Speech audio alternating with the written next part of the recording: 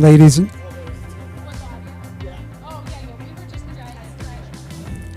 Ladies and gentlemen, welcome to the 2022 Growth and Prosperity Summit. Please find your seats. We'll begin in 10 minutes. Thank you.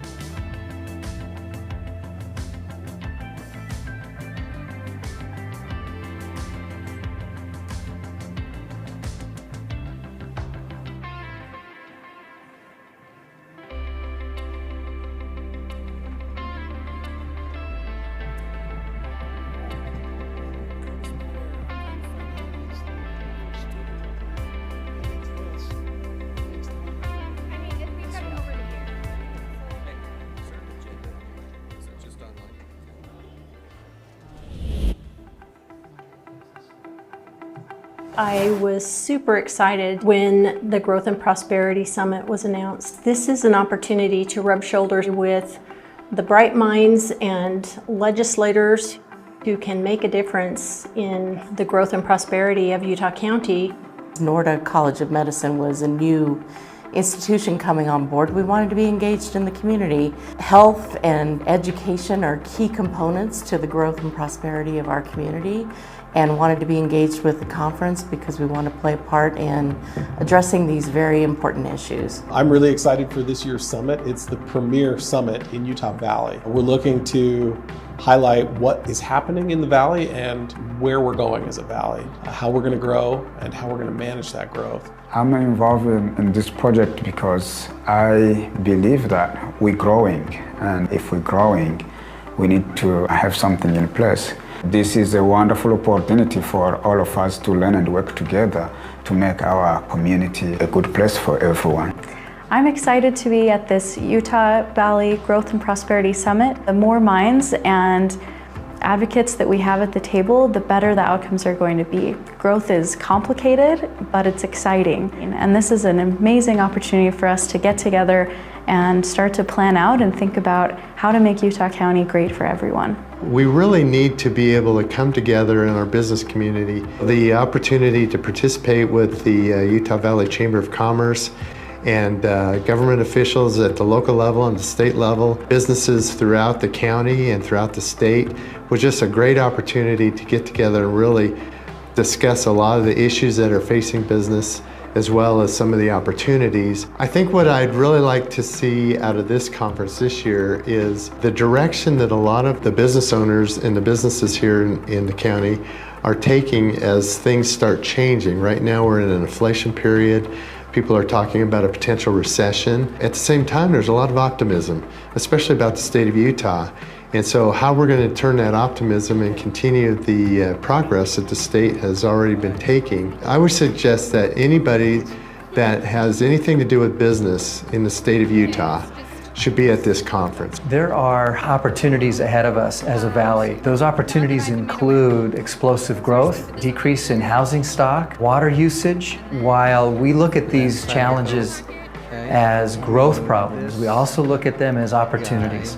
We need to lean on the best minds and the best people that we know that have been through this experience before or have spent their livelihoods and their careers researching how we can make this valley the best place to live, work, learn, and play. This summit and the Valley Visioning effort brings those minds together in one forum to talk about those challenges and opportunities. I think that you'll probably learn more in the 5-6 sessions that we have than you would from any textbook or from any single lecturer. So please come. We'd love to have you there. Curtis, October Blair, 27th, 2022 on the campus at Utah Valley University. I was told that you were going to shake my hand lightly, and I'm grateful for that.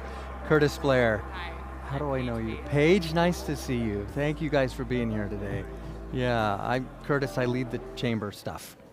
Yeah. Okay, I'm going to, in 5 minutes, I'm going to sit on the stage. All right. Okay, we may need a rally. We've got quite a few folks outside.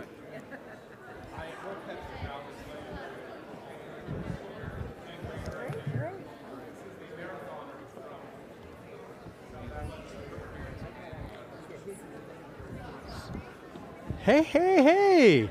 Yes, I see. Yes. How are you? You've got, you know, you wear glasses better than anyone.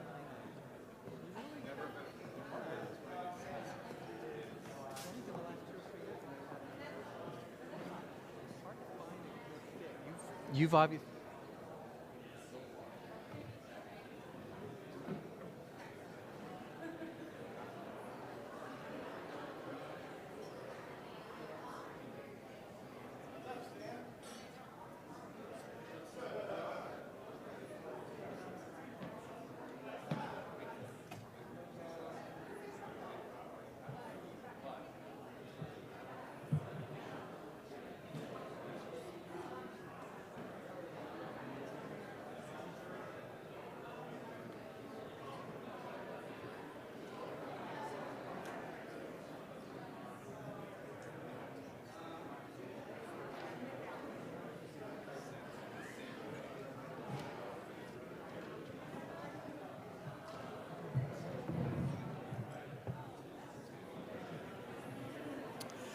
Ladies and gentlemen, welcome to the 2022 Growth and Prosperity Summit.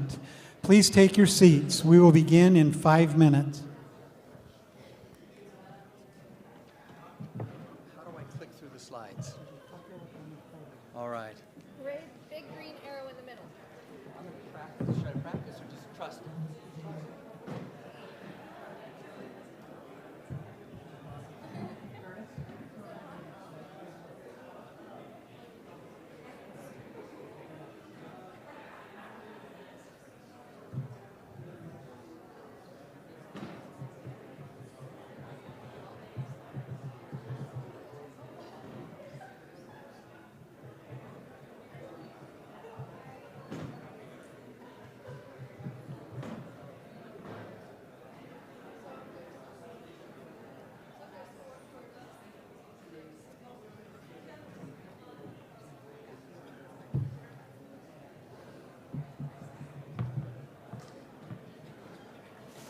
Snuck it in under the wire, like I just grabbed it before you came in to make the first announcement.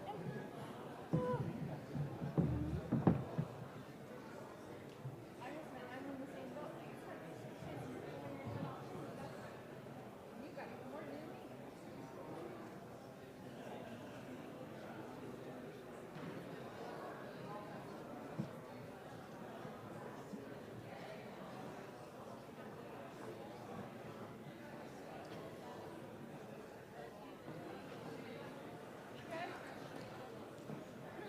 Yes. Sorry, and I was like, let's get this done. She's getting to be grabbed in so many directions that it's like.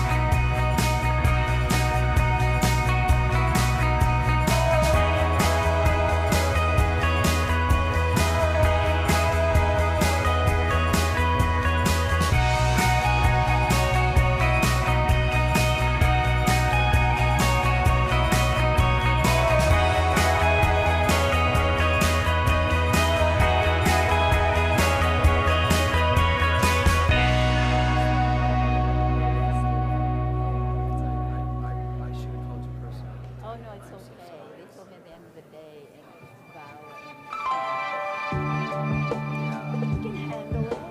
We can. We will. Okay, so how does Your hair looks great. Your hair here's the perfect shape to cover it. all right. So you're speaking at 9 today. Also, they put me on Yes.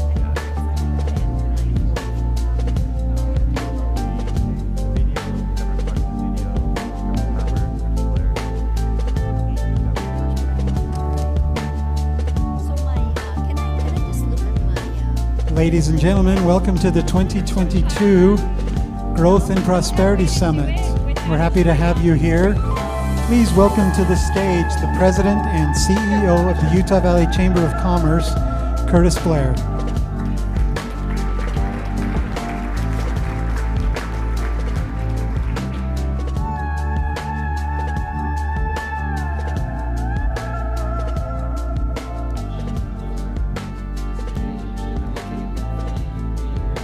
We are so grateful to have you a part of our conversation today. This is our second annual Growth and Prosperity Summit, and you cannot put an event together like this without some amazing partners and friends and sponsors. And so we thank them, and I'll be able to get to them in just a minute, but we sure appreciate you being here and being a part of this conversation that's so important for our valley. You know, when we hatched this idea a while ago, my mentor and friend, Stan Lockhart, got the chamber together in a room and said, listen, if we are going to get serious about the challenges and opportunities for growth in this valley, and if the forecasting is true, that we're to grow as fast as the reports say, we need to have a forum, we need to create an opportunity to come together and have a dialogue about how we can manage this opportunity of growth, because challenges are coming with that. And we will be talking about those challenges, but with challenges come opportunities. And that is hopefully the theme of our event, that we believe that growth and prosperity can work together and be synonymous as we welcome in almost 1 million people in probably my lifetime and many of yours. So we believe that Utah Valley is and will be one of the best places to live, work, learn, and play. And it's conversations like this that help that trajectory and that type of momentum to grow in the right way, to grow with some thought, to grow with intentional effort. And you will hear some wonderful cameos today from individuals that believe the same, that growth and prosperity can be united in a same sentence. So let me just share with you quickly, we're grateful for our dignitaries and elected officials, many that are here and many that are also joining us through our online portal. We appreciate you being a part of our day today. Our former governor, Governor Herbert, has been such a champion for growth and prosperity. He has set in his 30 years of service plus, truly the ramp that leads to the highway of growth and prosperity. And he took us through some of the most difficult times through 2008, 2009, and he did it with hope, optimism, belief. Belief in you, belief in our county, our elected officials. If I might just impart a quick round of applause to Governor Herbert and thank him for being here today. Thank you.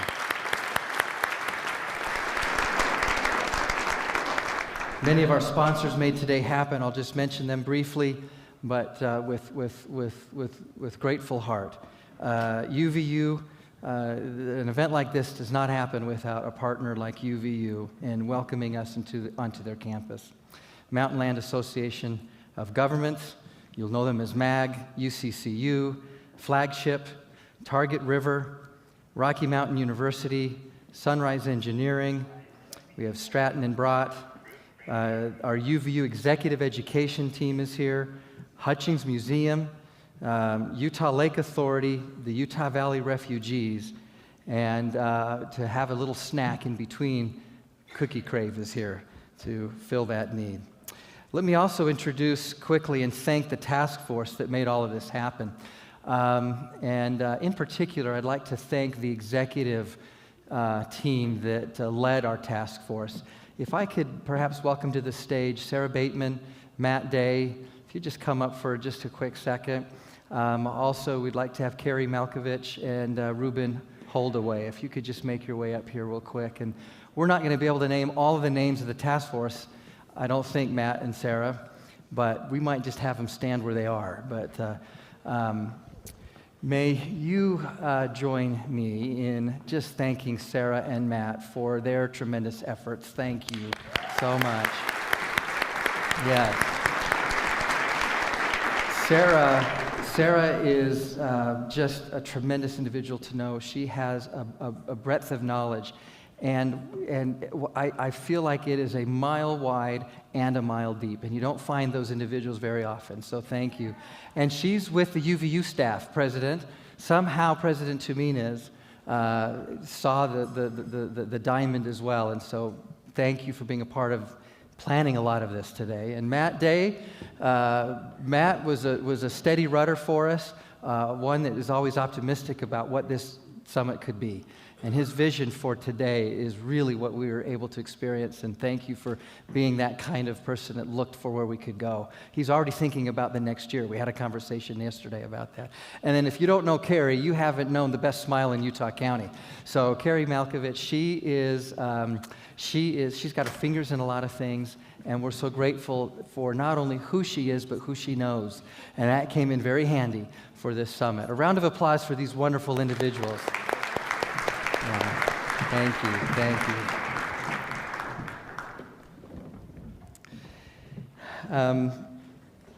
you. Today really does mark a shift in how, as a valley, we view growth and prosperity, and in turn, how we accomplish the goals of Valley Visioning.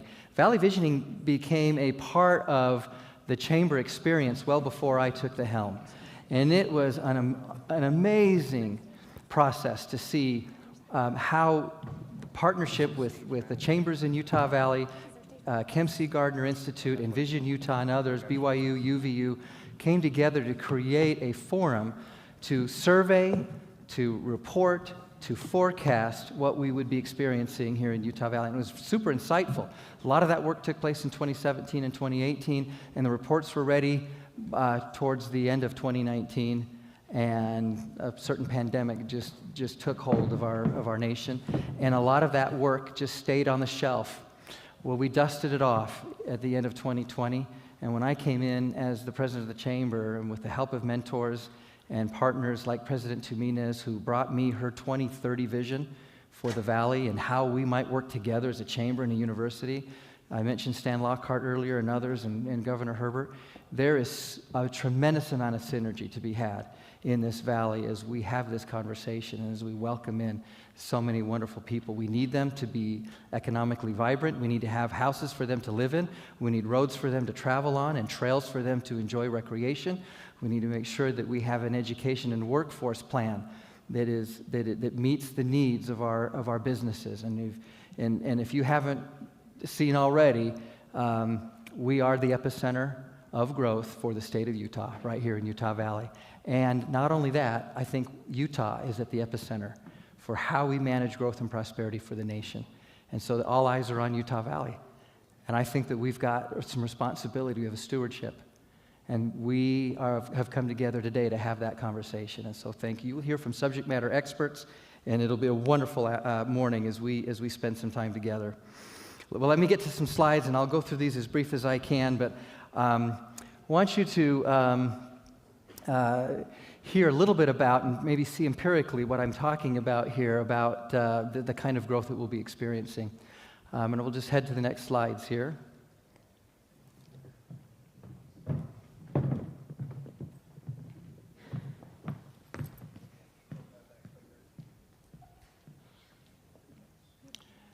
Do I need to make it happen?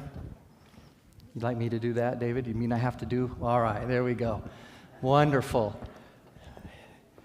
No secret that we're one of the fastest growing states in the United States.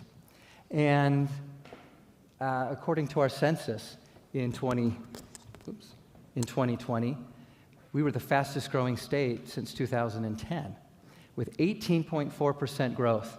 Our population eclipsed 3.2 million. That's going to be important as I share with you where I grew up and why that number means something to me. But this is where our growth is concentrated, all along the I-15 corridor. And you can see, Cache Valley to the north there, and it runs the I-15 corridor, what we affectionately know as the Wasatch Front.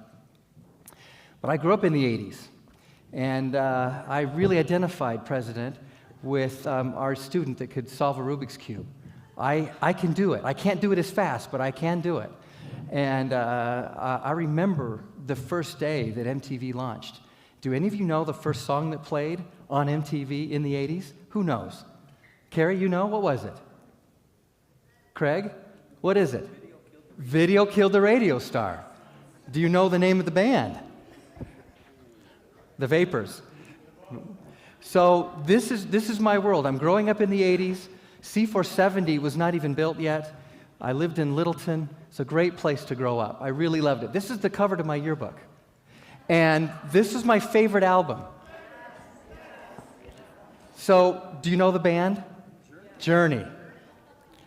And by the way, the top grossing movie? Top Gun. Now that guy hasn't aged at all. I mean, I don't know what his secret is. This is the top grossing movie 40 years later. Here we are talking about Top Gun still. So 3.2 million, it's an important number. We hit that at our last census. And take a look at what happened in my home state of Colorado. In 1980s, they hit 3.2 million, as did Arizona. That cross-section happened in the 80s. And now look at where Arizona is, 7.2, Colorado 5.7. And that's what the I-25 corridor looks like. Look at the concentration of population, again, up and down the I-25 corridor. So here's where we are now. And here's where we're going. We're going to see that red and that orange just grow along that I-15 corridor. At our census, Salt Lake is at 1.1. Utah County is half that, and we're double Davis counties. And this is the projection according to Kempsey Gardner Institute. The green, Utah Valley, will continue to grow as a percentage of total population, such that by the year 2065, we're forecasted to be approximately 30% of the state's population in Utah Valley. Salt Lake will still maintain 30%, but they won't be as large of a percentage of the total. So we'll be matching them at around 30% of the population for the state. And the other counties will share the other 40%. And so we'll be about on par with Salt Lake County at 1.6 million by 2065. That means we need to welcome in 1 million, as Salt Lake welcomes in half that. And this will put stress and challenges on our growth. Every one of these areas will be stressed and feel the pressure as we welcome in that kind of explosive growth. And it just so happens that these areas are the foundational pillars for Valley Visioning. And the grandfather of Valley Visioning is sitting right in front of me, Cam Martin. And when I came on to be a part of the chamber experience, he pointed out to me how important it is that we have task forces and committees created around each one of these areas, and we've done that. And he leads our Valley Visioning Executive Committee and has done a great job. And so, Cam, thank you for setting us onto the right strategies and trajectory. So with challenges come opportunities, and I want to present a video that we partnered with Isimo Story Agency to produce for you, so that you can maybe perhaps get a feel of the emotion and the strategy that we will need, along with some belief and some collaboration to make what we believe can happen in this valley. Let's cue up the video. Something interesting's happened across Utah these last couple of years. For the longest time, a majority of residents were pro-growth and optimistic about the future. And now that's flipped. Now a majority of Utahns have a negative view towards growth. So why the negativity? It all comes down to two reasons. One, a lot of folks think we're growing too fast, and we're losing the character that has made Utah Valley so great to live in for all these years. When we moved to Orem 37 years ago, things were different.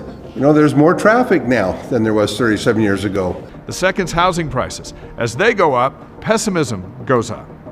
We want our families to live here. We want our families' families to live here. But we all wonder, how in the world can we afford that? A year from now, I graduate from UVU, and I would love to stay in Utah Valley. But when I think about the housing market, that doesn't seem realistic, unless something changes. It's not like we're all negative about growth. We all like new things. It's just the fear is, how can we afford it? And what's the plan to deal with it? So the majority of growth that we experience in the state of Utah and in Utah Valley is organic growth.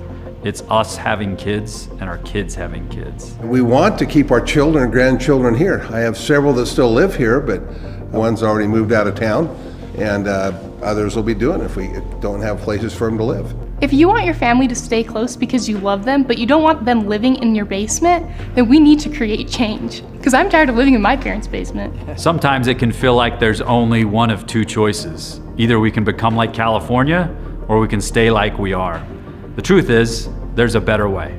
Growth is happening, and instead of trying to avoid it, let's be part of the solution. Let's be part of the planning process. So this is what Valley Visioning is. It's really about creating a roadmap to get to the future that we want. It is about intentionally planning for growth while preserving the best about the community that we love. It is not some top-down, legislator on the hill plan, but an iterative process that involves you and involves me and involves all of us. It's a repeated surveying of whether people like this or this or this. You might even compare it to an eye test, where we repeat the process until we get to a crystal clear vision of what we want our future to be. So yes, there will be places of higher density, but there will also be places of open space and agriculture. The importance of that trade-off between higher densities in certain places and open space and agriculture being maintained and protected in other places is a trade-off that our community supports as a whole.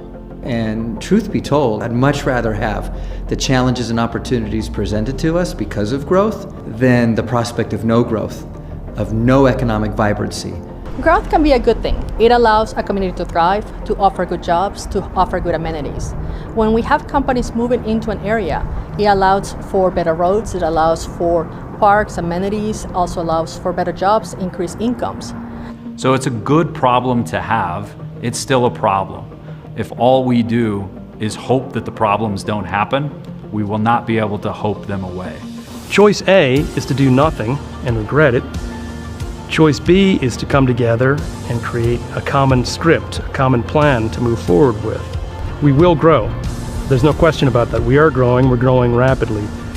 But we have an opportunity as we grow to build quality of life into that growth, to build community into that growth. We need to work together to plan for the future, not just have it happen to us. As a student in Utah Valley, I view growth as something where we're taking what's good and making it even better. Growth equals prosperity. Here in Utah County, I believe that we can create a great community that works for everyone now and everyone in the future. But we need your help to create this community. We need your voices. We need to be intentional and united. So please participate in the visioning exercise and encourage others to do the same. I truly believe that this valley is one of the best places in America to live, work, learn, and play. And with some intentional effort, it can continue to be so for generations to come.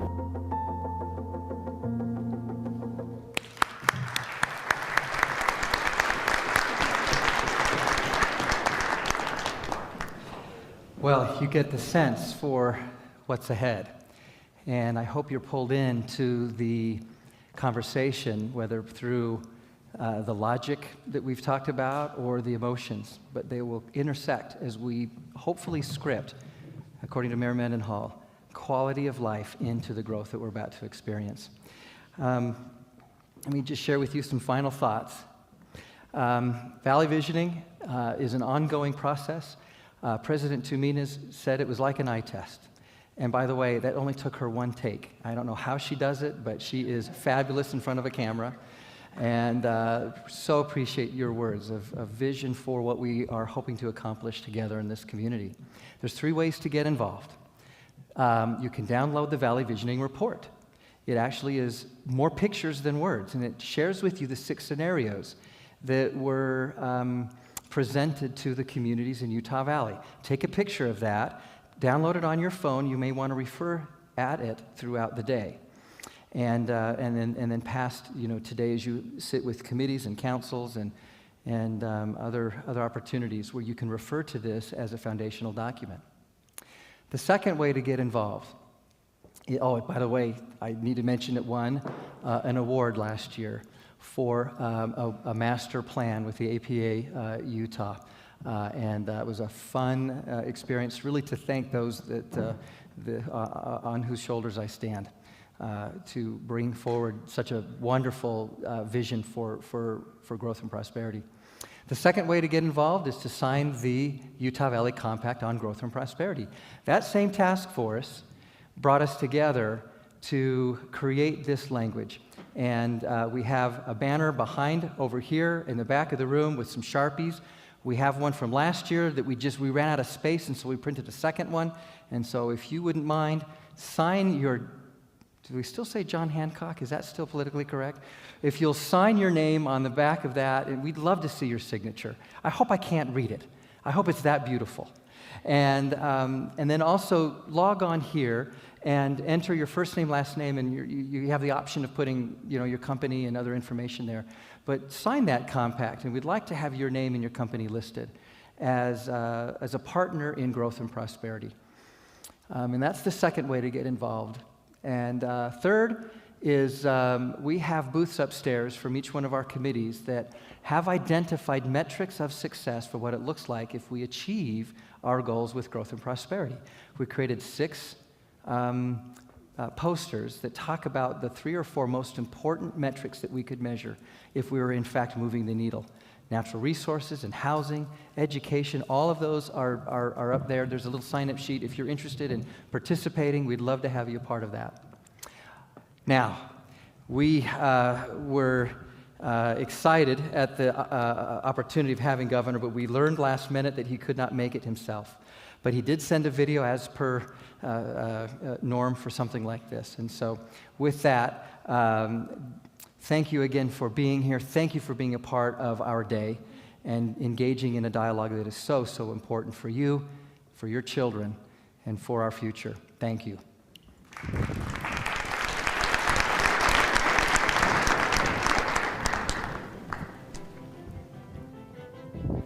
Hello, Utah Valley Chamber of Commerce. I'm really sorry I can't be with you this year, but please know how grateful I am for the vibrancy and significant contributions you bring to our state. I want to give a shout out to many friends in Utah County, especially my great friend and mentor, Gary Herbert. The Utah Valley Chamber is in good hands with Governor Herbert at the helm. Today, I want to talk a bit about the state of our economy. I know we've said this for years, but Utah truly has one of the strongest economies in the country. All the indicators show that. In Utah County, every sector saw job growth over the past 2 years, with 11.8% overall and business and professional services seeing the greatest gains with an unbelievable 18.4% increase. Health and social services are also growing sectors along with education, thanks to BYU, UVU, and other higher education institutions in the county. Statewide, we've got near record low unemployment at 2.1%, and job growth remains strong at 3.5%, adding 56,100 jobs this year. Utah is very well positioned to weather any economic downturn. Having said that, there are a couple of things that keep me up at night. One is the cost of living, and the other is water. Inflation is real, and we're working on a number of ways to help families feeling the weight of higher prices, especially those in need. We've increased grants to local food banks and raised awareness of emergency rental assistance, heat, and other programs. When it comes to gas prices, we've met with Utah's extraction and refinery industries to find out whether any anti-competitive use of market power is at play. And we've asked our Department of Natural Resources, Division of Oil, Gas and Mining, and Office of Energy Development to study why Utah's gas prices remain higher than elsewhere in the nation. We'd love to see a no-fare program for public transportation, which would benefit Utah County and other systems throughout the state. In addition to inflation, we're concerned about the high cost of housing. I like to say that we want our children to live near us, but not with us. So we've got to get a handle on housing prices. We need more housing at all price points to meet the demand. Part of the high cost of housing comes down to rising interest rates, which the state has no control over. The other part is housing supply, which the state can help with. On the low end, the state recently awarded $55 million to projects addressing deeply affordable housing, which will add more than 1,078 deeply affordable units. We've also invested $40 million over the last 2 years in preserving affordable housing units with the Utah Housing Preservation Fund. We're grateful to Utah's generous philanthropic community for helping us with this program. We're also working with cities and towns and encouraging housing in the places where the state has poured in millions for infrastructure like roads, bridges, and public transit. It just makes good sense to push for more housing units in the places that can handle a bit more density and where the state has made these significant investments. The other concern I have is with water. But I have to say, I'm not nearly as worried about our water supply in the Great Salt Lake as I was a year ago. That's because of what we've seen this past year. The legislature passed and we signed into law 12 pieces of significant legislation dealing with water, including water leasing, turf buyback, and infrastructure. We're releasing the final chapter of our statewide coordinated water plan in the next few weeks. We've been working with the Washington County Water Conservancy District, and we're excited about their focus on water conservation. We're excited about the new Utah Waterways Initiative spearheaded by Speaker Wilson. And we're especially excited to see yellow lawns throughout the state. Individuals and businesses have literally saved billions and billions of gallons of water this year. So thanks to each of you for your conservation efforts. As we close out 2022, I'm so optimistic for the coming years and the future of our state. And it's because of the spirit of innovation, the work ethic, and the generosity of all of you. Thank you for all you do to make Utah the best place to live, work, and play.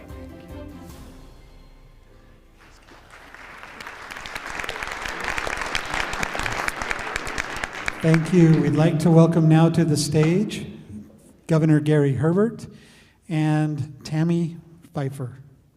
They will be speaking to us next. It could be Henrietta Hancock. Yeah, this is great. Yeah, I don't know that he's coming. I don't think he'll. Well, thank you. I'm honored to be here with all of you. And you know that Spencer Cox guy, I think he's got a future. I think he's got potential. Your week is next week. Just by way of a little bit of history that you didn't see on the video, which I think did a really great job of giving us an overview of why we're here. Back in 1993, 94, then Governor Mike Leavitt tasked us to have what we call Envision Utah. That led to the Quality Growth Commission. I served on both of those entities. And we started thinking in terms of a long-range future, what's going to take place, and can we plan and accommodate the growth, which is surely going to happen. Whether you like it or not, we're in a growth mode. And, you know, growth and prosperity are not necessarily mutually exclusive ideas. In fact, they sometimes go hand in hand. The question is, can we do it and accommodate growth and not have a diminution of our quality of life? And that's why we're here today, to talk about that. And Tami and I are going to talk about a certain aspect. Good to see President Tuminez here, and we're getting to be good partners here at UVU, which is the fastest growing university in our state, and has the largest student population of over 43,000. Which reflects Utah County, which is the fastest growing part of our state. And the state, of course, one of the fastest growing states in America, and that challenge is real. I'm here with the Herbert Institute. We've been able to start that, and President Tuminez helped us kick this off here a few months ago. Designed to help our young people, our student population, however that's defined, to understand how policy is made, what good policy is, and to make sure that they're civically minded and engaged in helping to develop policy. And I appreciate, I think, the work of some of our interns and others are following what we've done. We had the Vice President here just a few weeks ago, and we've got more guests lined up to speak tonight. Arthur Brooks is coming in. And if you haven't heard Arthur Brooks speak, you need to come here at 6 o'clock tonight over in the... See what I'm saying?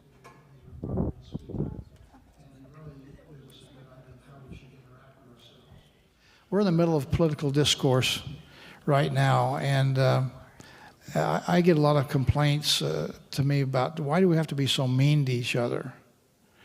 You know, the political discourse that we face is really interesting. As we try to develop policy, here's my observation. One, most all of us have the same goals, have a desire of the same outcome on pick an issue. We want people to be safe. We want people to be happy. We want people to have economic opportunity, to be the best they can be in a free society. You know, we want to make sure we're good stewards of the earth, all those things that we talk about as citizenry. And yet, we differ on how we achieve those goals. And that difference, which sometimes is not very much, but can be sometimes greater, causes us to, in fact, have animus towards those who have a different point of view and a different opinion. We refer to politics now, and some of our legislative friends understand what we're talking about, and our local government people. The animus that happens in a campaign can be very mean-spirited, and it becomes kind of an us versus them, and them is always the enemy. So our political discourse is now referred to in politics. Politics is referred to as a blood sport because of some of the rhetoric we see out there. We have citizens that are so turned off on that they don't participate. They're dropping out of the process. For heavens, they wouldn't run for office. I wouldn't want to go through that gauntlet of criticism and mean-spirited comments. I'll pass on that opportunity. And that's not a healthy thing for us as a society when people drop out of the process of developing policy. I'm going to put on my glasses here so I can read my notes a little better.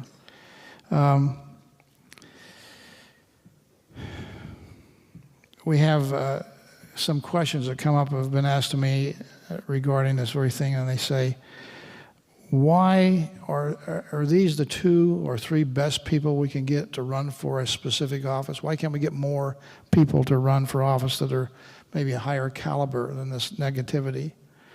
I don't know if you've seen, I'll just pick one race that's been high profile in Utah. I saw the news report here just the other day on our Senate race. $25 million plus and growing has been spent already on that race. More than half of it on negative advertising, and the majority of it coming from out of the state. And you know, people get turned off by that and say, well, do we have to put up with it? And so the question is, why? Why do we have that kind of rhetoric in our political discourse? And why do we tolerate that as citizens? And what can we do about it? Tammy's going to talk to us a little bit about what we're doing with a group called Unite and the Dignity Index. Let me give you a couple of examples of what's disappointing to me. As we go through this us and them, we end up weaponizing differences of opinion. For example, when I first came into office, one of the big issues of the day was immigration. How do we handle immigration? People want to come here, they've been coming to America since its inception, to have opportunity, to be the best they can be in a free society. That still is probably the attraction for most people around the world that want to come to America, come to Utah to be the best they can be. There's opportunity here, freedom. But immigration, which I think of all the issues out there in Washington, D.C. that could be solved, it's immigration. And yet, for years and years, again, I started in the Lieutenant Governor's office in 2004, and that was a big issue to the point where you go to conventions and people talk about it, yell and boo and scream about immigration. And we have a difference of opinion on how we should handle that. I get that, understand that. But it's something that, as I met with President Obama, I said, why are we concentrating so much on the wall and the border, which I think is important to do, but nobody talks about the gate. The gate's not working. We have both Democrats and Republicans on the immigration issue that say we need to have reform, we need to fix it. And then nothing happens. Why? Because they're using it now as a wedge issue. Democrats have their point of view. They think it revs up their base. Republicans have the same thing. And consequently, because of that constant bickering back and forth, we don't solve a problem. That ought to change.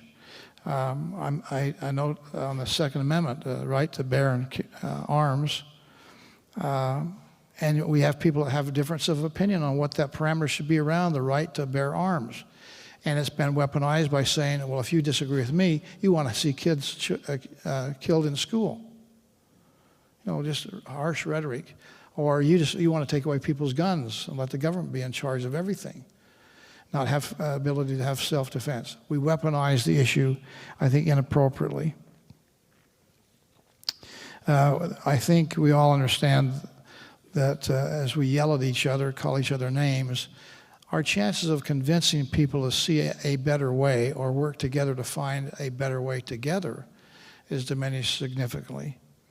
Yelling and calling people names is not a good way to resolve the issues. I'm going to have Tami come up now. Tami Pyfer was my education director and did a great job, and I'll just give you an example of how great. One, on our watch, we put in record amounts of money into public education and higher education. Over $2 billion that we put into public education of ongoing money with the help of the legislature, and we did some really good things. The pandemic hit, kind of slowed that down, but the next year we came back again under Spencer Cox, and the legislature added another a significant increase. We went through some tough times, but we just, if you've listened to the news reports here just Monday, they came out and gave us what's the numbers on what was called the nation's report card, our NAEP scores, and we compare state by state. When I came into office, we were at the middle of the pack, and I said, along with let's grow the economy, become the best performing economy in America, let's make our education system the best in America too. And we've moved into the top 10 in virtually every measurable category. U.S. News and World Report said we're number 2, best education system in America, second to Massachusetts. So we've moved significantly under Tami's watch. The thing that's interesting is that with this pandemic, and the NAEP scores are done about every 2 years, every state in America dropped to a 40-year low. You can imagine not going to school, having schools closed, not having to learn online, single parents don't having access to internet, all the problems that the pandemic caused. But they all dropped except for Utah. We did it a much better way here in Utah to keep the education system going.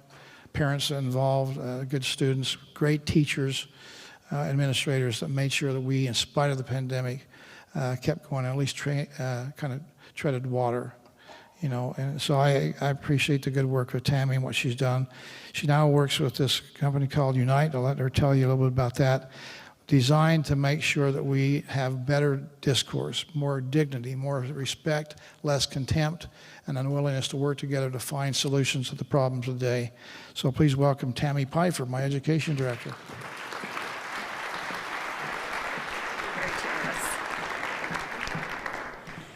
I'm reminded of an experience I had in the governor's office.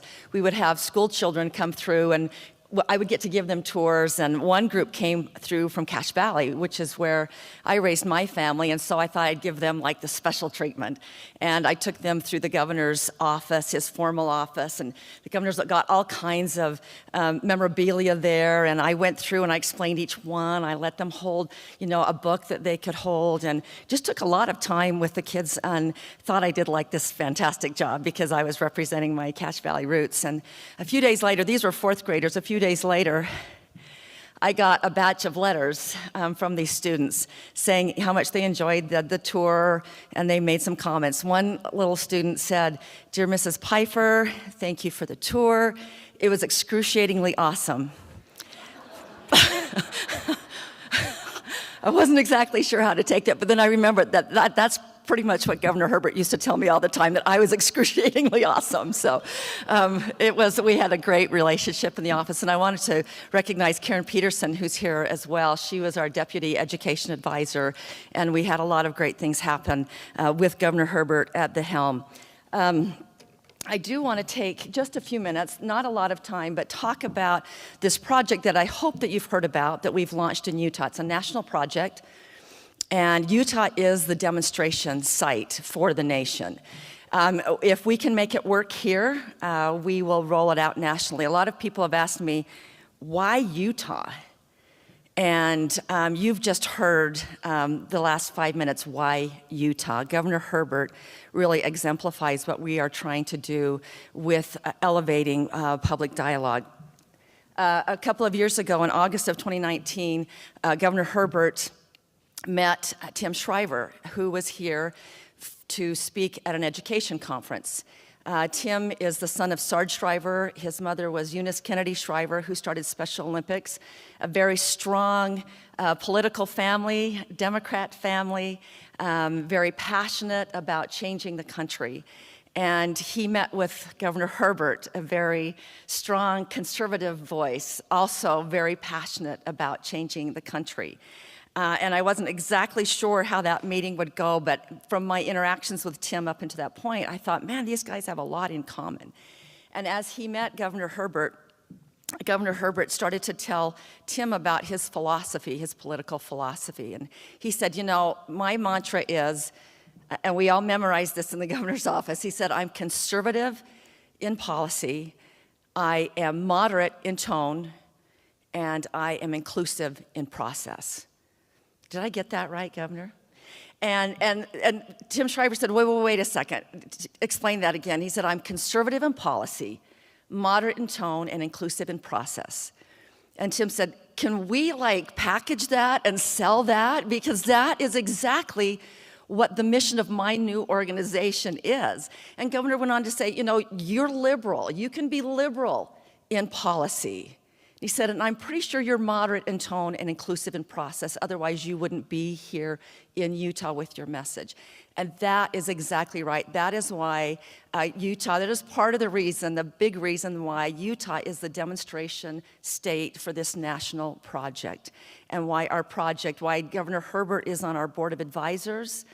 We go to him frequently. We've built this Dignity Index. I'm part of the team of Unite. My counterparts in DC are more on the liberal side. I'm on the conservative side, the Republican, Democrat, but we've got a team of people that want to raise the level of political discourse and public discourse in the country. And so we have put together what we call the Dignity Index.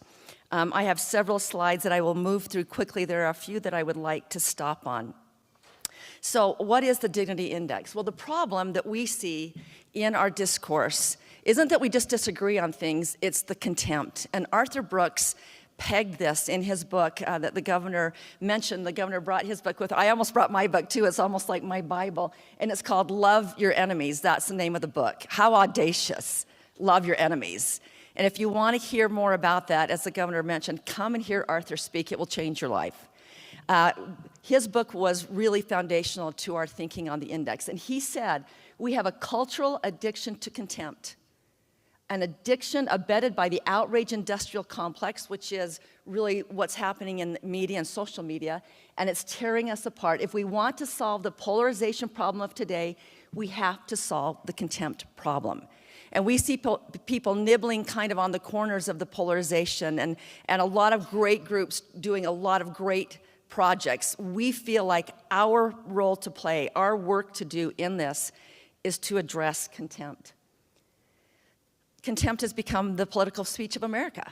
And we are all experiencing this more than we want right now during this political cycle.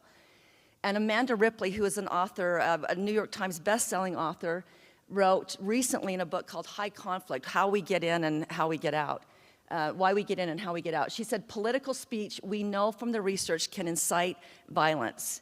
And it seems overly dramatic to say that, but you look at countries where genocide has taken place.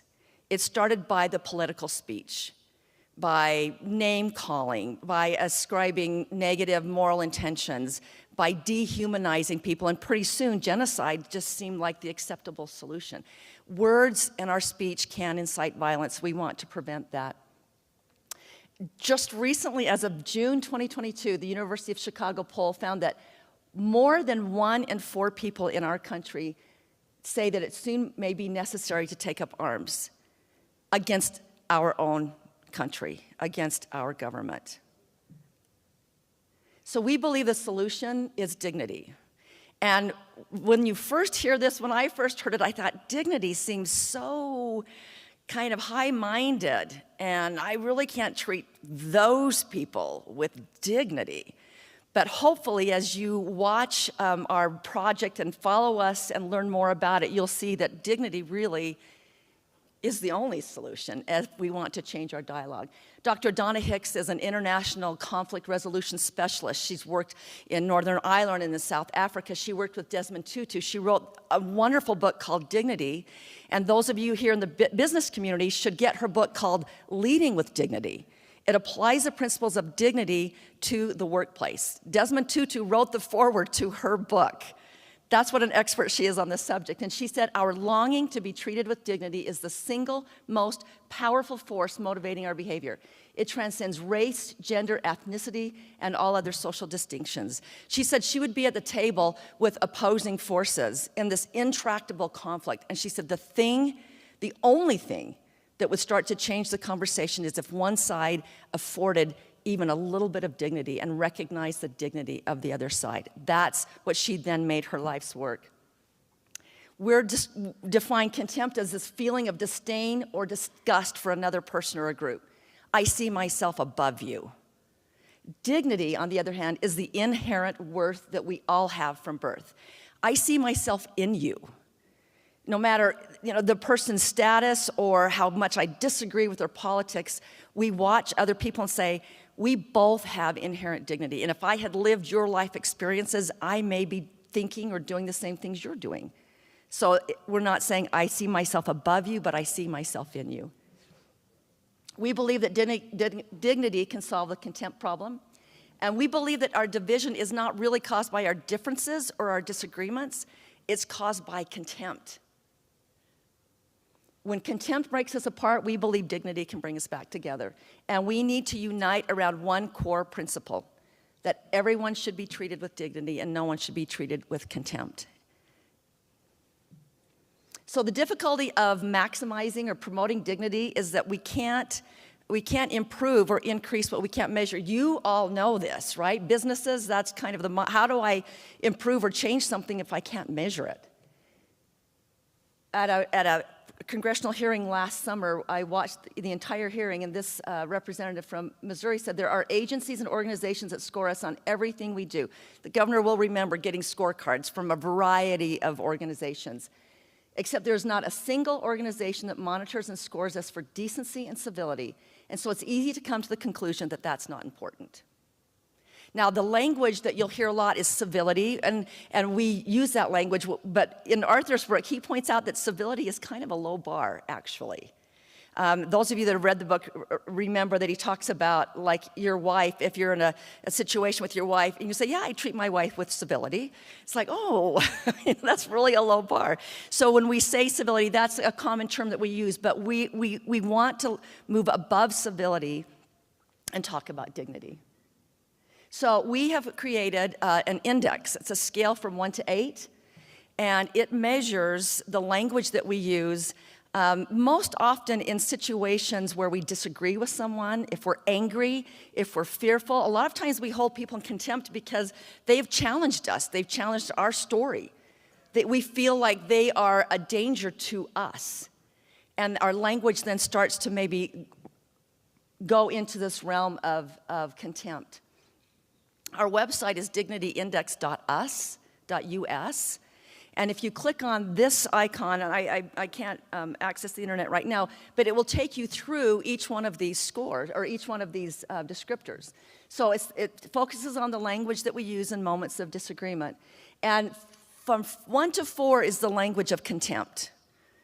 And 5 to 8 is the language of dignity. I'm going to warn you right now that if you take the time to read about these different stages, your life might change a little bit, and not because you'll be saying, oh, that guy was a 3 today, or that guy, my husband, was a 2, and those guys were an 8.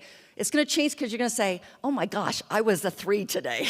This is language that I use. These are thoughts that I have.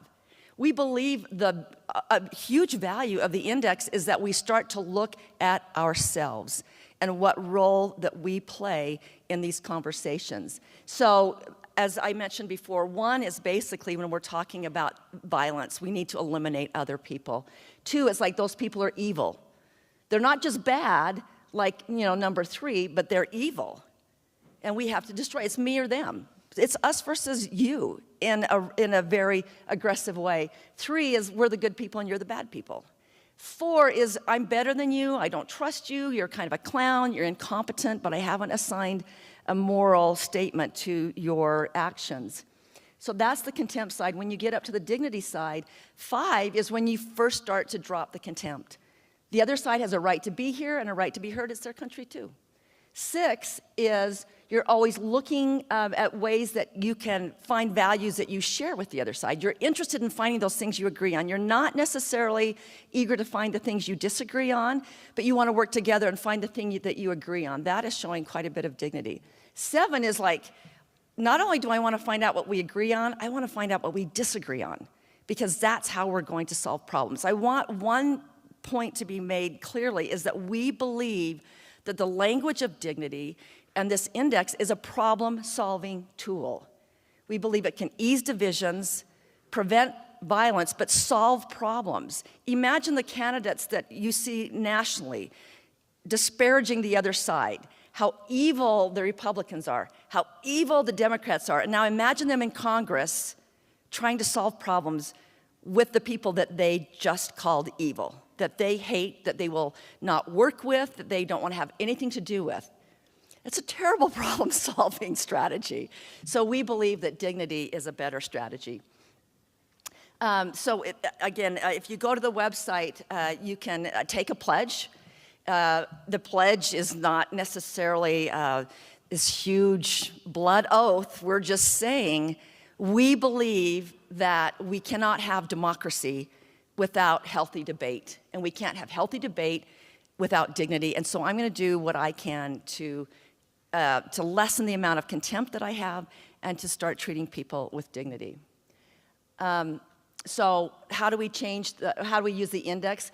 We're just trying to start a conversation, and there's been quite a bit of media coverage. It has started a conversation. We want to find out, why do we use contempt? When do we use it? What does it do for us? And a lot of people, when I get interviewed by the media, say, well, why do we do this? It's like, because contempt works in a campaign. We're all making sure that it works. We're part of that call and response is what my colleague calls it. I'm going to use contempt and I'm going to get elected. There's a tipping point, though, and I think we're almost saturated. I think we're almost to the point where we're tired of contempt working, and we want to find another way. So we want to find out what it does for us, does to us, the mental health implications, and what happens if we respond with dignity instead. Just briefly, I know my time is just about gone. We've tested this. When we decided to bring this project to Utah, we did quite a bit of focus group testing with Y2 Analytics. It's a Utah-based polling firm. It was started by a professor at BYU. And we did focus groups. We asked them about this. We did some in-depth interviews. And then we did a survey right before we launched, about 620 respondents. And we will be reporting back on that survey. But these were some of the things that the focus group people told us. We talked about this problem of contempt. And you've probably seen or heard these conversations in your family. I have family members who have gotten so entrenched in their political views that even when you're in person and talking, it can escalate very, very quickly. Christina said it's ruined some relationships on my side of the family. Lisa said, I don't know how we change this climate. It's so far gone. I don't know if we ever come back. And this was really telling. We have this video clip where Christina said, I just want to be able to stand up for what I believe in without attacking and without being attacked. This was a Republican woman from Utah. The solution, we gave them the dignity index. We had them play around with it a little bit. We actually refined it based on their input. And we asked them if they thought that something like the index might impact their own speech or the way they think about their speech. And Jason said, absolutely yes. To me, the analogy is, again, it's easy to tell stories to people years later of yourself about how great you were in the moment, like I was an 8. He says, but then when I go back and actually look at it, yeah, I probably wasn't. I sure looked like a 5. And Lindsay said, I think the index is worthy. I know that me personally, I've just been trying to see where I'm at, and I kind of look like I'm at a 6. I'm always looking at improving as a person, so I can look at a 7 and 8 and say, yeah, I want to aspire to that. Let me give you just a couple of quick anecdotal examples of this. I watched a recent Hinckley report with Jason Perry moderating a panel. Boyd Matheson was on it, Natalie Gochner, and Brian Schott from the Salt Lake Tribune, and they talked about their work. The University of Utah is helping us with this pilot program, and they talked about their work, and Natalie Gochner said, I just have to tell you, she said, the Dignity Index has changed me. And then Boyd Matheson said, the index changed the way I talked to my kids last weekend. Because again, you start to see yourself using this language. I was on a radio program with a friend of mine in Cache Valley 2 weeks ago, and he's been having me on each week, and he said, this was on air, he said, Tami, I have to tell you, after our discussion last week, I've just been thinking about this a lot, and he said, today I posted something on Twitter, and I thought about it, and I had to go take down my post. And I said, let me just let you in on a secret, Jason. I think about this every day now, all the time, in all of my interactions. I think it's making me a better communicator. It's helping me see things more clearly, but it's having an impact. One last anecdote. One of our team from the Hinckley Institute of Politics said she went to the Broadway play. I just lost the name of it. Okay, I will come back to that. Anyway, she said she went to this play. It was a Broadway Across America. And she said, I watched the play, and all I could think about was the Dignity Index and how this person was saying this one, and this person was responding this way. And I saw the whole thing through that lens. So we think that we've got something here. Our picture of success, we just want to become more aware of the language that we're using. We hope that citizens here in the state will become more aware of it. We want to change the way that we think about ourselves, that we think about others, and communicate with others. I have a whole other section here. I'm going to send you a couple of links about the link to dignity and civility, incivility in the workplace, and research that has been done with businesses on their climate and what happens to their productivity and their bottom line when incivility creeps in. I'm going to go just to the last slide because I'm super proud of the Utah Valley Chamber on this. We have, now I don't know how to go back. Someone needs to help me. There we go.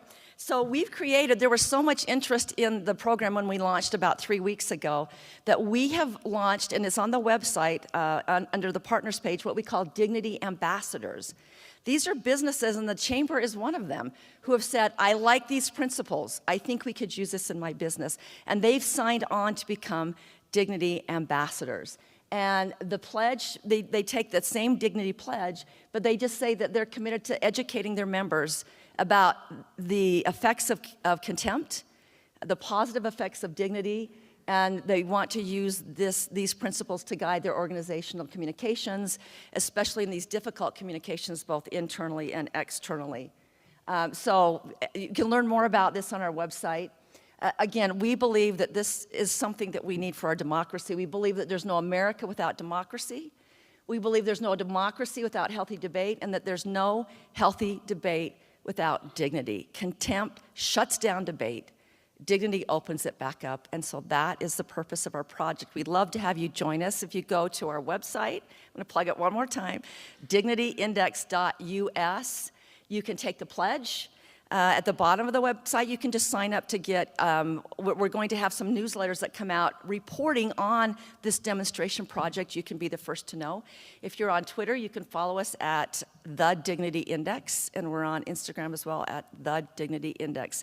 My thanks again to Governor Herbert for his leadership for years going this direction, and it was just really serendipitous that we connected with people on the East Coast who think differently than we do, but have the same goal in mind, and we've been able to come together with this really exciting project.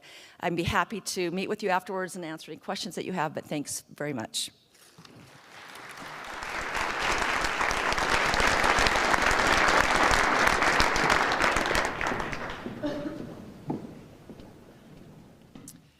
Tami, that was amazing. Thank you. In fact, it's one of the best talks I've heard in months, and if you're like me, you go to a lot of talks on occasion. That was marvelous. Great content. Thank you. Governor, thank you for that introduction and having That helped set the tone for the day, I believe. Thank you. It is now my privilege to introduce someone who really doesn't need a lot of introduction. But I've got a bio, I'm supposed to read it, but I'm going to go off script. Her mornings start earlier than most, and her evenings end later than most. And in between, she is a woman of conviction, of passion. She is a thought leader in our community. I love and respect the work that she does, and she is a trendsetter for all the good things that we will hear about today, and leads with a compassion that is unmatched in leadership today. We're so lucky to have her in our valley, let alone leading this institution at Utah Valley University. Will you join me in welcoming President Astrid S. Tuminez to the stage?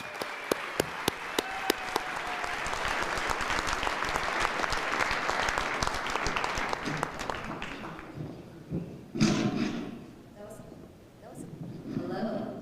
Okay. That was the best introduction. Nice, short, and sweet. Thank you so much, Curtis. Thank you, Governor. Thank you, Tami. That was very inspiring. Are you feeling awake? If you are not, whatever caffeine you prefer, there is a Starbucks. You go out, turn left, turn right. There it is.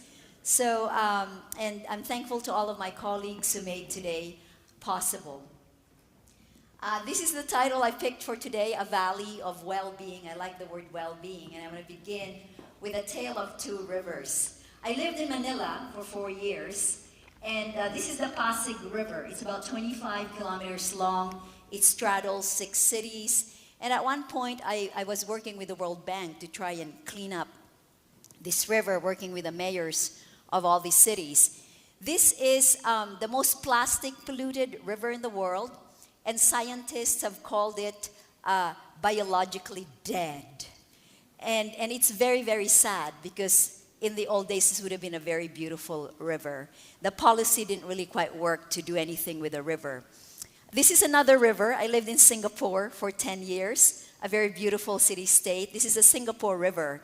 And even before independence in 1965, Lee Kuan Yew, the founding father of Singapore, knew that there were problems with this river. As a result of industrial development, population, social problems, you've got this really dirty, horrible, stinky, smelly river. They did a lot of studies in the 60s, 70s. They never quite got to really implementing anything, but in the late 70s they did, and it took about 10 years and 300 million Singapore dollars to clean up this river. Today, this is one of the most beautiful waterways in the world, most expensive real estate, beautiful restaurants. This is the Durian, where we have all the musical concerts. And so the tale of two rivers, what's the difference? I think the difference is dialogue, the difference is planning, the difference is public policy. Talk matters, research matters. This kind of gathering matters, where we are all here because we share a common love for Utah Valley, a common love for the state of Utah, a common belief and a common hope that we can build something that this nation and even the world can look at and say, wow, there's something we can learn from them. So thank you for being here, for engaging in dialogue. The main message that I want you to take away is that Utah Valley University is Utah County's resource and partner. There should be another slide before this, maybe. Okay, don't know what happened to that slide. Anyway, we are a university. What do universities do for people? What does a post-secondary education do for students? What it does, and it's very well studied, is that it does several things. When you have a college education, even if you don't finish, by the way, you're likely to live longer. You're likely to spend more time with your children. You are likely to be more civically minded and participate in democratic processes. And you're also going to have more earnings. So that is very well established. And at UVU, these are some of the rankings we're very proud of. Number 3 in the country for best return on investment. Number 2 in the country, best bang for the buck, especially for families making less than $75,000 a year. And number 1 in the state for alumni earnings, comparing major to major. We are open admission. We like to say to people, come as you are, UVU is a place for you. and we educate the most number of Utahns at an affordable cost. So if you look at the tuition and fees there, we're roughly the same with institutions that are like us in the state of Utah. But the green bars are important because that's Utahns. Those are the Utahns that we educate, and you can see that UVU has the tallest green bar. In the fall, this fall, 2022, we have an enrollment of 43,099 students. That includes about 13,000 high school students throughout the state of Utah who are taking concurrent enrollment. But if you look at the statistics on this slide, I want you to focus on a few things. One, 82% of our students work while going to school. 28% work full-time. 38% are first in their families to pursue a post-secondary education, meaning their parents did not go to college. So when you see headlines that the state of Utah is failing on this thing called completion, please talk to me or do a little research on the nuance of that. Completion as defined by the federal government, which is within 6 years for a bachelor's degree. That doesn't actually really quite apply to UVU because of the non-traditional composition of our student body. But every single number, this represents a person who says, I want to get a little better. I don't know if I'm PhD material, but I want to get a little better. I also want you to look at this slide. This is exciting for Utah Valley, that your university, UVU, has bridged that opportunity gap, bridged it. What does that mean? We are going to do something called asset framing. We're not going to call these people underrepresented, marginalized, poor. We're not going to call them that. We're going to call them the most courageous, the most motivated, the most hungry people, the most hardworking. I came to Utah Valley like that at the age of 18. I was hungry. I had electricity for the first time in my life all the time. I had running water for the first time. I could take a hot shower for 10 minutes, and it was amazing. So these are our assets, and it is so wonderful that they are here at UVU. We are the largest educator of Latinos, and I said this past Saturday at the scholarship ball that we had on this campus that the Latinos we are educating today are the rising leaders of tomorrow. Please mark the words that I just said. You will see that in years to come, that these generations are going to rise and lead us in business and industry and education and all the other activities that are important to us here. Now, I know the Chamber has, I think, 6 areas of emphasis, and I want to talk a little bit about how UVU partners with you, our business leaders. The first area I want to talk about is natural resources. One of the powers of a university, it's like a superpower, is convening. So we could convene you today. We have a place like this, and we can make things like this happen where people can network, talk to one another. In May of this year, we hosted the first Sustainability Summit for Utah County, and one of the leaders is Professor Hillary Hungerford, the president of our faculty senate. And this was done in partnership with other organizations in the Valley. And one of the speakers, actually, the keynote, was from a company called Bobello. I don't know if he's here. He's a UVU alumnus. And this is one of those drink companies where you have the powder and you mix it with water and it is self-carbonating. And I understand that in 2021 alone, this company removed close to 500,000 plastic bottles. So having these conversations and highlighting the people who are doing good. We also just conducted, I think it was this month, the Utah Lake Cleanup and Development, partnered with government entities and private sector entities, and highlighting what we can do with Utah Lake, what we can do together. So this is all about convening. On top of this, a university like UVU can apply for grants. And so we have received grants from the National Science Foundation, again, focused on Utah Lake. This is Professor Eddie Cadet, who works with students, looking not only at the chemicals in the lake or the carp that I didn't realize carp was so nasty. We have to get rid of all the carp. Carp in the Philippines, we probably just eat all of them because we love fish. But also they study the human geography of this lake, the business development that could happen, the peoples, the native peoples who lived around this lake, and how people feel about this lake today. And then our students who are pictured here, they go and deliver research papers, create research posters. This is engaged learning, the very best of its kind at UVU. So we bring resources, we convene, and then we bring resources, we do research. And we ourselves as an institution, we have a role to play in natural resources and sustainability. We educate students. We have an environmental sustainability minor here. I think by next year, we will be 92% energy sustainable, meaning that all our energy comes from sustainable sources, solar and geothermal. We've lessened our water usage. Actually, COVID was great because we saved millions and millions of gallons of water. And we are also a tree campus. 3 years in a row, we got this award, planting the most trees. If you look at the parking lot across our Clark building, when I arrived here in 2018, those were little tiny babies. Today they are a forest. You can look from the top and it looks like a dense little forest, which is wonderful. And LED upgrades to lighting, we've saved the equivalent of 469,000 pounds, of coal not burnt. On natural resources, I think all of us here in this room, whether we're business leaders, academic leaders, the role that we really need to play is to educate, first and foremost, ourselves.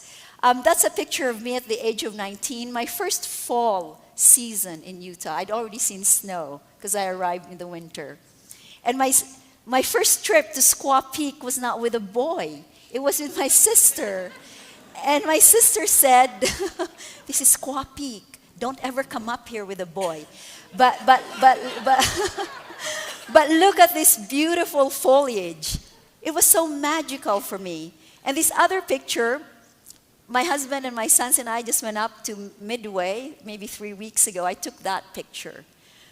I use the word reverence. We will reverence what we understand and what we pay attention to. Utah is one of the most gorgeous places. I've lived and worked in 5 countries. And I pinch myself knowing I can drive to Sundance in 5 minutes. We cannot take that for granted. So it's a partnership. And we can convene with you. We can educate with you. We can help our young people understand just how valuable the natural resources are.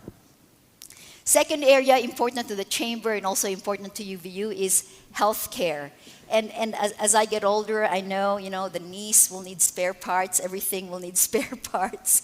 And this is really important to me personally. My 89-year-old mother lives here in Utah, so we need to have our healthcare be strong and robust, and we need to have workers in this healthcare industry. Our College of Health and Public Service, we call it CHIPS, that's the number of people we've graduated. These are some of our core majors. And it's actually a big bet for UVU. If you ask us today, where are we putting resources and attention, a lot of that goes to engineering and technology and the health professions. We see this new hospital that's going to go up in Lehigh, new hospital in Spanish Fork. There's a new private medical school in Provo. So we need to be partnering and be able to bring all of the workers that are needed in the industry.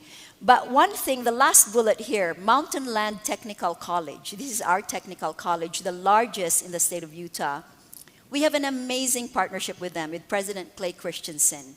So their students who are taking technical courses can actually come to UVU and get academic credit for what they've already done. So in the past year, roughly 100 have transferred from there to UVU for academic credentialing in areas such as dental hygiene, healthcare, applied associate degree in science, and nursing. These are very difficult things to put together, but because of our ability to collaborate and communicate, we have been able to do this with MTech. We are also very proud that we are going to have our first physician assistant cohort. I didn't even know how in demand this profession was until we launched our program and we got 600 completed applications for 32 spots. Let me repeat that. 600 completed applications for 32 spots. And after another round of accreditation, we hope to expand this program. So I'm very grateful to the faculty who put this together. Another area that we're focused on as a university is preventive, behavioral. You know, it's one thing to build a cancer hospital. It's an altogether different thing to actually try to prevent that in the first place. And I know we love our sugar in the valley. When I got here, I thought, why are they giving me cookies all the time? And actually, somebody left brownies at my front door when we were just here a couple weeks. And I opened the door and I thought, who would want to kill us? So just because in Singapore, Hong Kong, and New York, where I live, nobody does that. Nobody leaves cookies at your doorstep. So these behavioral majors are really important. Not only for the workforce, we're going to produce workforce for preventive health care, but for our very own students, where they take courses here on body image, on stress and how you reduce stress, on better nutrition, on wellness. These are life skills that we're trying to teach to our students. And then finally, mental health. I probably don't have to tell us what a tragedy this whole area is for America, and in particular for Utah, that we have a much higher rate of mental health and we're not bringing the services. And so if you look at all of these majors, some of them new, like clinical and mental health counseling, that's new. Marriage and family therapy, also relatively new. Social workers, teachers. We are the second highest producer of teachers in the state of Utah. And so your front line, your guidance counselors, they are with our kids every day. All of these professions are so necessary. Professions that are difficult, professions that require great compassion and also great training so that you can do it effectively, helping others. Every year, we sponsor a suicide prevention conference. Every year, we release doves here to commemorate members of our own community that we've lost. And this is, again, I can't overemphasize how important this is, that we talk about it, that we bring resources. Our most recent suicide prevention conference partnered with a nonprofit called Extraordinary Options for Ordinary People. And I'm so proud that to date we have trained over 40,000 members of our community in suicide prevention. Finally, workforce development. So I've talked about what we do for natural resources, for healthcare. Let me say a few words about workforce development. We know that the state of Utah has a very, very dynamic economy, and 20% of our earnings here actually come from tech workers. You cannot drive on that I-15 corridor without seeing these tech companies sprouting like mushrooms. They're literally like sprouting like mushrooms after rain. And so we know that there are thousands of engineers needed every year, and every engineer needs 6 to 7 technicians, is what I've been told. So we are just delighted, and we're very thankful to the legislature for helping us fund our new Scott M. Smith College of Engineering and Technology building. We hope to break ground on that next spring when the ground thaws out, and it will be literally a building on a hill. Our mechanical engineering enrollment doubled from 2018 to 21. Our electrical and civil engineering enrollment tripled from 2018 to 21. And all of our programs are accredited by the Accreditation Board of Engineering and Technology. I mentioned this accreditation because when I first arrived in Utah, I had people telling me, literally with fingers pointed, UVU, you should have never launched engineering. And I was kind of like, you know, the message was, you're not worthy. Your quality will not be so good. And I was taken aback by that. I thought, wow, you know, what a deficit mentality. You obviously don't know what our ambitions are, and we're going to outwork everybody to deliver great programs. So these accreditations, we are so proud of that.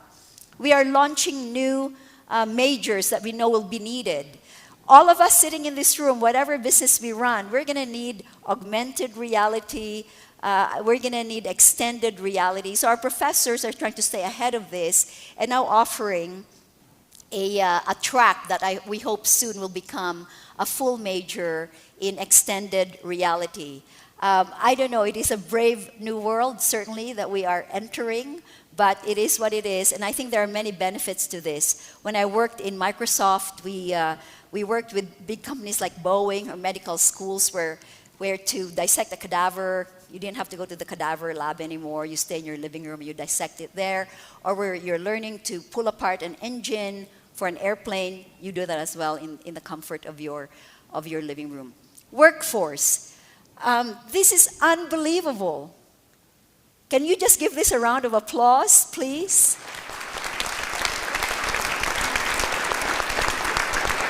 And we ought to embrace the fact that we did this together. You are parents. Some of your kids go here. Some of your spouses go here because we have many non-traditional students. These numbers speak for themselves. You can look at any chart today and see that every amount of college education helps. 1 to 12 credits help. And when you graduate, it helps even more. Directly correlated to the chances you'll be unemployed or employed, and directly correlated to the amount that you're going to get paid. So we are so proud of the hard work that's gone into this. This is impact at scale. This is workforce at scale. And then this is another really, really amazing statistic that from 2017 to 2021, if you look at 4- and 5-star jobs, it's not just the high-paying jobs, but it's also high-demand jobs like teachers and social workers. We produced an additional 2,079 graduates in 4- and 5-star jobs. The second highest was Weber State University with 564 additional. So if you look at the green, our favorite color is green, in case you haven't noticed. Look at the green bar and how that overtakes the other lines. And look what it's only second to. It's only second to the University of Utah. So that has implications for your hiring, implications for the dynamism of our region. And then if you look at awards by Utah System of Higher Education Institution, again, the green bar graph, this is the superpower of UVU. We accept everybody and we are able to deliver at large numbers, which is supportive of the dynamic of demographics and the economics of Utah Valley. Our graduates also stay, 78%, I believe it is 78 of our alumni are still here 10 years out, and you can see the job placement at the bottom of this slide. So I'd like to remind everyone that your voters, taxpayers, your families, your citizens, they are Wolverines. They are wonderful Wolverines. And I'll just end, I'm even under time here. So maybe we can have a Q&A. Let me just end with a few stories of our students who are really the best and most rewarding part of my job. This is why I'm here at UVU. This is what gives me meaning. Happiness depends on meaning. Happiness doesn't depend on overcoming trials. It depends on whether or not we can generate meaning from the hard things we have to do every single day.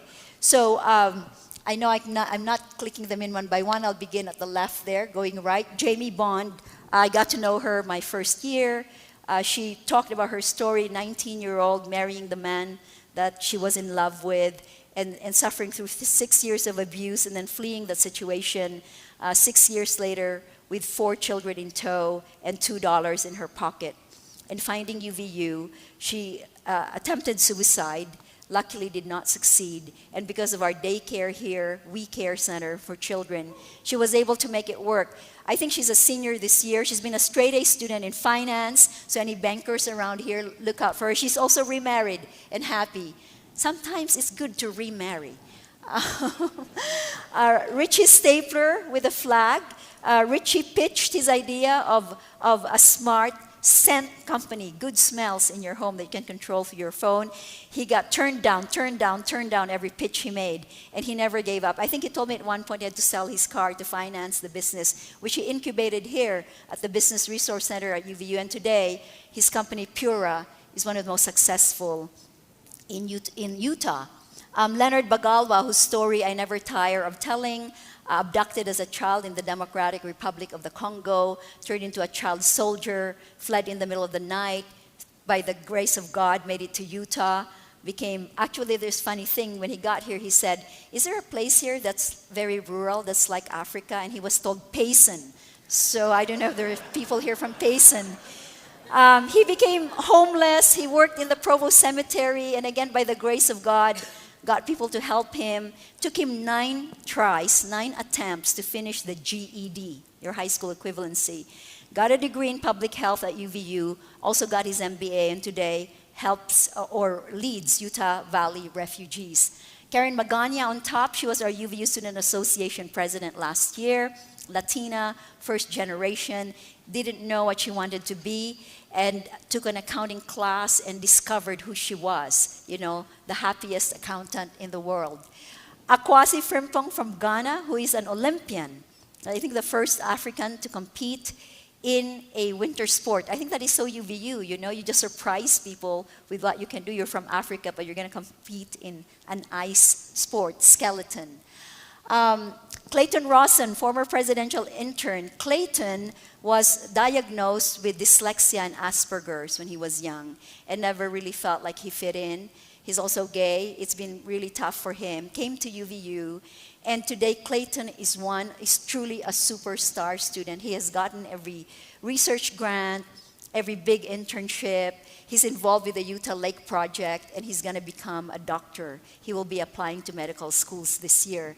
Victoria Clark, who immigrated here from Ukraine, and you can tell she's quite colorful. She was always told that your passion and your career cannot coincide, but she found theater and costume design. So there you go. She's very happy where she is.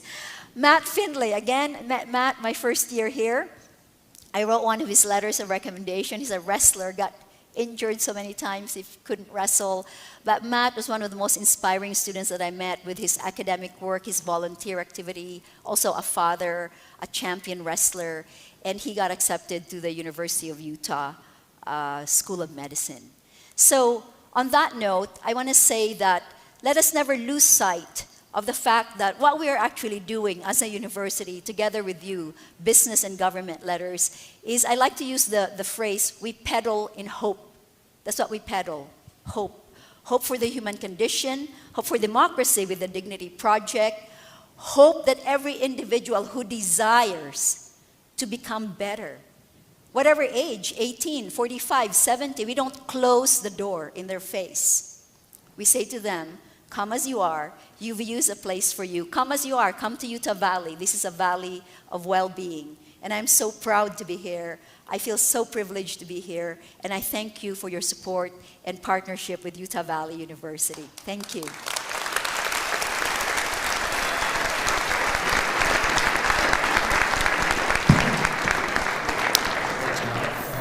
Theoretically, we have time, but I'll give it back to you. So would you like to take a few yeah, if there are, I have time, so if there are any questions, I'd be happy to answer them. Cynthia. Sorry, if you could wait for the microphone, otherwise people on stream won't be able to hear you. The Thank microphone's you. coming right here in the middle. My friend, Cynthia Gamble. All right. I always say that UVU is a place for everybody as well, right? There's something for someone, for everybody. But I wanted to see if you could talk a little bit more about our Women's Success Center. Women's Success, yes. Which is one of our very Yes. much successful organizations that we have here at UVU. Thank you for that question. So when you are an open admission institution and you accept everyone, you actually have a moral duty to provide support. Otherwise, people will just flail and drown. And so we have amazing support centers here that are institutionalized. The Women's Success Center, the Veteran Success Center, the First Generation Success Center, the Multicultural Student Services for Native Americans, African diaspora, LGBTQ. So we institutionalize these so that there are people who own the support in addition to other support systems. So the Women's Success Center, actually credit to Paige Holland, President Matt Holland's wife. I believe, Kyle, that's right, that it was Paige's idea to have a Women's Success Center. This year, our enrollment is 50-50, female and male, for the first time. Females were always lagging, so it is great that we're 50-50. The Women's Success Center every year hosts a luncheon that raises about $500,000 for scholarships and programming. And women who come to the Women's Success Center have a 17% higher rate of retaining and therefore succeeding. And Jamie Bond, whose story I told, she took advantage of the Women's Success Center. There is a basic course they're offered on how to put your life together. I think we offer that for free. We also have Mama Va pods. This is not necessarily Women's Success Center, but we have lactation pods throughout campus. And if you're a mother and you know you need to juggle children and live your life by also pursuing your education, we try to facilitate that. Thank you for that question. Any other questions? Yes. Don Jarvis. Hi, Don. Don was my professor in Russian 101 when I was 18 years old. So I hope he doesn't ask me a super hard question. He could say it in Russian. This is really sort of out in left field, I guess, but Utah County has the largest income in agriculture of any county in the state of Utah. Many people feel it's just something that we need to get rid of, we need to develop. Is there any thought of doing anything at UVU in the way of agriculture? Wow, see, he was going to ask me a hard question that I don't even know how to begin answering. But Dean Danny Horns is here from the College of Science. So please talk to us about agriculture in Utah Valley. The orchards of my college career at BYU are all gone. I'm so glad that you asked that question. Yeah, so within our Department of Biology, we have a botany program. Within botany, we are now developing a program in horticulture, and there's huge interest in that. We want to support the local agricultural community. We actually, one of the first steps of that is we have something called the Grit Garden, which is just north of campus. Big garden that we give out hundreds of pounds of food from that garden to our students every week. Thank you. Thank you. Yes, hi. I would have some questions about the utilization of the Business Resource Center. It's a great resource that we have on campus here, and I'd like your comments and thoughts about the utilization of the center, both as an outreach to the community and coordinating with the university. So I visited the Business Resource Center, but I wonder if I have any colleagues here who are more directly Val Peterson or... Okay, right there. This is what's great, is I have many colleagues who can answer questions better than I. Yeah, I'm the director of the Business Resource Center. We are collaborating with a number of departments on campus. I just spoke in an mechanical engineering class this last week, bringing some more engineering students into entrepreneurship.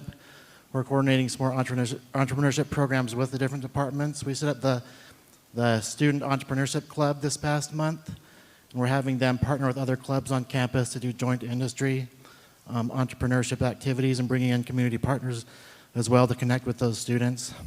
I mean, there's a lot of other entrepreneurship programs we're working on as well, if that answers the question.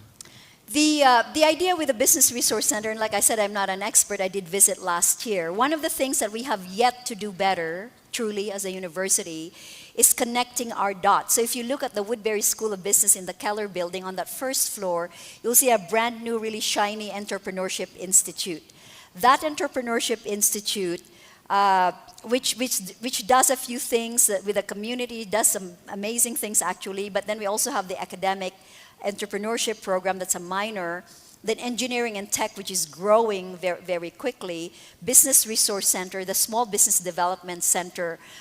Frankly, and I'll admit this as president, I still don't know how we are connecting so that you get the sum of the parts will be greater than each individual unit. So give us time. In the 4 years that I've been here, we have been running at breakneck pace, to be honest. And I think there is still room to grow this ecosystem of entrepreneurship. And by the way, I don't necessarily mean business startups. You have to also teach entrepreneurship in all ways of thinking. If you're in the arts, how do you become entrepreneurial?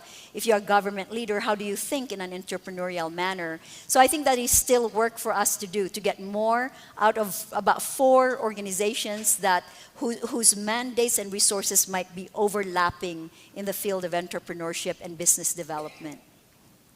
We have World Trade Center too. I forgot to mention we have World Trade Center here as well. We have time for one Carrie, more question. One last question. Us here are either representing our government agencies or elected officials, and then we have our business community here. How do we connect with all of these students, either in mentorship programs or in internship opportunities, to reach out to these gifted students? Fantastic.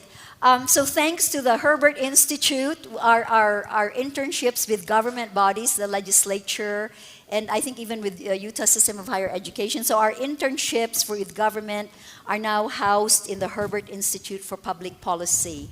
And if there's a single connection I could give you, it's our Innovation Academy, led by Associate Provost Tami Clark.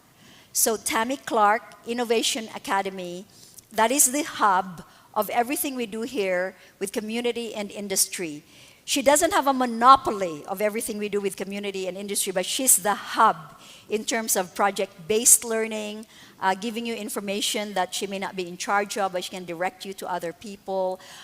We are really powering up project-based learning, because when you are an open admission institution and you get students with 1.6 GPAs and 4.0 GPAs, the best thing you can do is help them get their hands dirty.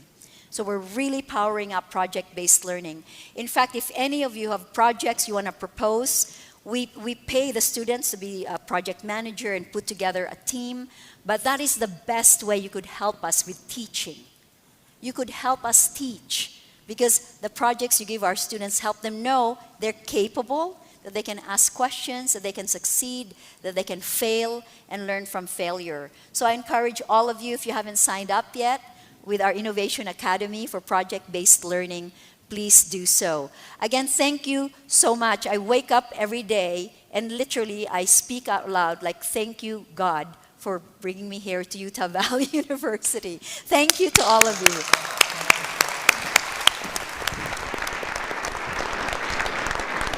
If you look closely, President is channeling all three holidays in one outfit. I just realized she's got the burgundy Christmas and the hose that just somehow, and the diamonds for Halloween.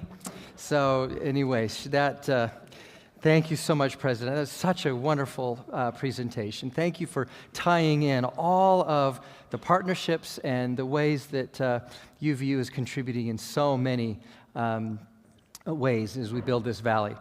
Now is the time in our summit when we get to roll up our sleeves.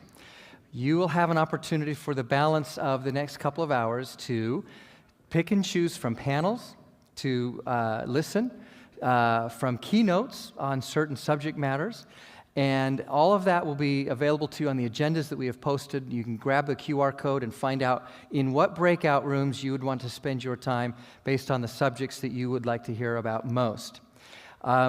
We will meet back here for lunch. I believe lunch is at 1:30, and we will have another keynote at that time while we grab a bite to eat.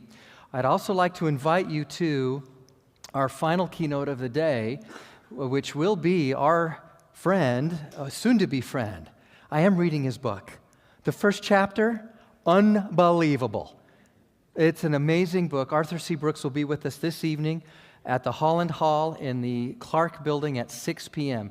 Your admission to the summit today will get you into that presentation this evening at 6 p.m. You do not want to miss that. If you have to go home and pick up kids and grab a protein bar on your way back, please make that 6 o'clock event. It will be well worth your time. Thank you all for being here. We're going to take a 20-minute break. At 10:30, we begin our panelists, our breakouts, and they are mostly held on the second floor heading this way. David, anything else for our group before we adjourn? Okay, we're all upstairs. There's a hospitality room up there. Grab a cookie on your way. Get a little bit loose, and please engage with your thoughts, your dialogue, and conversation. Thank you again for being here.